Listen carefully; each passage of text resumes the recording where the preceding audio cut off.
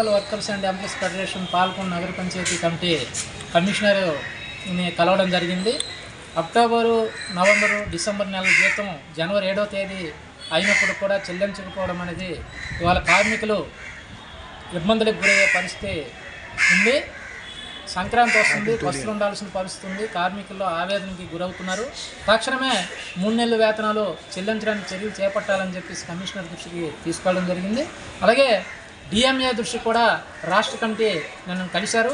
మరి డిఎంఏ గారు కూడా హామీ ఇచ్చారు. ఆర్థిక శాఖ దృష్టికి తీసుకెళ్ళి 8వ తేదీ నాటికే పరిష్కారం చేస్తామని చెప్పేసి అమరావతిలో డిఎంఏ గారు కూడా రాష్ట్ర కమిటీకి హామీ ఇచ్చారు. ఏమైనా పాలకొండ నగర పంచాయతీలో ఇవాళ దసరా ఉత్సవాల్లో పనిచేస్తున్న 13 మందికి నేటి వరకు వేతనాలు చెల్లించడంలో జాప్యం జరిగింది. అలాగే ఈ పండగ సందర్భంగా కార్మికులందరికీ యూనిఫారం కానీ, సబ్బులు కానీ, నూనె కానీ, గ్లౌజులు కానీ ఇవన్నీ కూడా తక్షణమే చెల్లించాలా. తక్షణమే స్థానిక సమస్యలు, వేతనాల సమస్యని తక్షణమే పరిష్కరించాలని చెప్పేసి కమిషనర్ దృష్టికి తీసుకెళ్ళాం. మేము పరిష్కారానికి కృషి చేస్తాం. గతంలో జనరల్ ఫండ్ నిధులు వివిధ పద్ధతులకు వాడడం వల్ల జనరల్ ఫండ్లో డబ్బులు లేకపోవడం వల్ల సకాలంలో మేము జీతాలు చెల్లించలేకపోయాం. అయినా మా ప్రయత్నం చేస్తాం, వేతనాలు చెల్లింపుకు చర్యలు చేపడతామని చెప్పి కమిషనర్ గారు హామీ ఇచ్చారు. తక్షణమే 10వ తేదీలోపు 3 నెలల వేతనాలు, బకాయిలు, యూనిఫాము, సబ్బులు ఇవన్నీ కూడా చెల్లించడానికి చర్యలు చేపట్టడం. లేకుంటే 10వ తేదీ నుంచి సామూహిక సెలవులో మొత్తం మున్సిపల్ కార్మికులందరూ కూడా వెళ్తున్నారని చెప్పేసి దీన్ని కమిషనర్ ద్వారా రాష్ట్ర ప్రభుత్వం దృష్టికి తీసుకువెళ్ళాలని చెప్పాం. లేకుంటే సంక్రాంతి ముందు ప్రజల్లో వచ్చిన ఇబ్బందులు కానీ, సమస్యలు కానీ అది పాలకవర్గాలు, అధికార యంత్రాంగమే బాధ్యత పడాలి, అది కార్మికులది కాదు.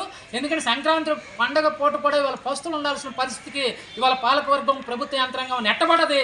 ఇవాళ ప్రజల ఆరోగ్యాలు కాపాడే పారిశుద్ధ్య కార్మికులకు కానీ, ఇవాళ మంచినీరు, పౌర సేవలు అందించే వివిధ విభాగాల్లో పనిచేస్తున్న కార్మికులకి 3 నెలల నుండి వేతనాలు లేకపోవడం దురదృష్టకరమైన చర్య.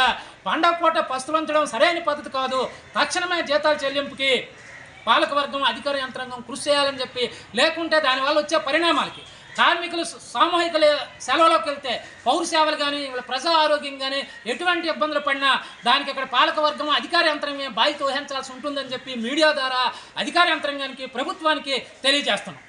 ఐటమ్స్ అవన్నీ కొనడానికి ఒక జనరల్ ఫండ్ ఉంటుంది. ఆ శానిటేషన్ ఐటమ్స్ అవి కొనేది మనం ఈ జీతాలకు ట్రాన్స్ఫర్ చేసే అవకాశం ఉంటుంది. అందులో గతంలో ఏం చేశారంటే ఏవో వర్కులు కట్టి పెట్టి ఆ అమౌంట్ని వాడేయడం జరిగింది. అయితే మొన్న లాస్ట్లో 3 లక్షలు అందులో ఉంటే ఆ 3 లక్షలను కూడా మనం శాలరీ అకౌంట్లోకే ట్రాన్స్ఫర్ చేయించేసాను. కనుక ఆ అమౌంట్ కూడా మనం ఇప్పుడు ఈ శాలరీస్ పర్పస్ మీద వాడతాము. గతంలో విచ్చలవిడిగా ఆ పాత జనరల్ ఫండ్ని, 2వ జనరల్ ఫండ్ని వాడేయడం వలన ఈ సమస్య వచ్చి ఉంటుంది. నేను అలాంటివి ప్రోత్సహించను, అలాంటివి నేను కూడా ఒప్పుకోను. నేను నాలెడ్జ్ ప్రకారం అలాంటి ఏ తప్పుని నేను ప్రోత్సహించను, ఇష్టపడను.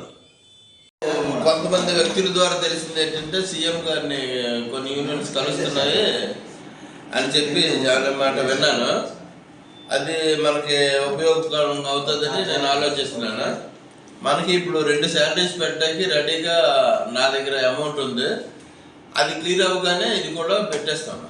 నా దగ్గర అయితే డబ్బు ఉంది. మరి ఇది క్లియర్ అవ్వగానే ఇప్పుడు మనకి లాగిన్ క్లియర్ అవ్వగానే అది కూడా లైన్లోకి వచ్చేస్తుంది. మనం డబ్బులు అయితే రెడీ పెట్టుకొని ఉన్నాం.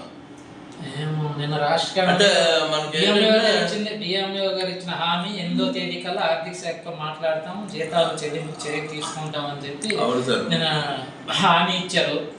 మన మున్సిపాలిటీలో కూడా మీరు ఈ 3 నెలలు కూడా ప్రభుత్వ నిబంధనల మేరకే పని చేయగలము. దాటి మేము కూడా వెళ్ళలేము. మనకి ఈ సంక్షోభం కూడా రావడానికి ముఖ్య కారణం ఏంటంటే సర్చార్జ్, స్టాంప్ డ్యూటీ మనకి 1 కోటి రూపాయలు రావాల్సింది మనకు రాలేదు. దానివల్ల ఇంటింటికి మనమే తిరిగి కలెక్ట్ చేసిన పరిస్థితి ఈసారి ముందుగా వచ్చేసింది మనకి. గతంలో డిసెంబరు, జనవరి టైంలో చేసే కలెక్షన్ కూడా మేము ఇప్పుడే ఆల్రెడీ చేసాము. అది వెంటనే ఇది రైల్వే ట్రాక్ లాగే ఒకటి ముందుకు వెళ్ళగానే ఇంకొకటి పట్టా మీదకి వస్తుంది. అది సిస్టమ్ తాలూకా లిస్టు ఒకటి వెళ్ళిపోవాలి. ఒకటి వెళ్ళిన తర్వాత ఒక దాన్ని మనం లైన్లోకి పెట్టగలం. చరిత్ర సృష్టించినోడు ఇప్పుడు ఆ చరిత్రని తిరగరాయబోతున్నాడు. అబద్ధాల గోడల్ని బద్దలు కొట్టి నిజాలను రాగా మీ ముందుంచబోతున్నాడు. నిజమైన వార్తల కోసం వెంటనే డౌన్లోడ్ చేసుకోండి రా యాప్ని.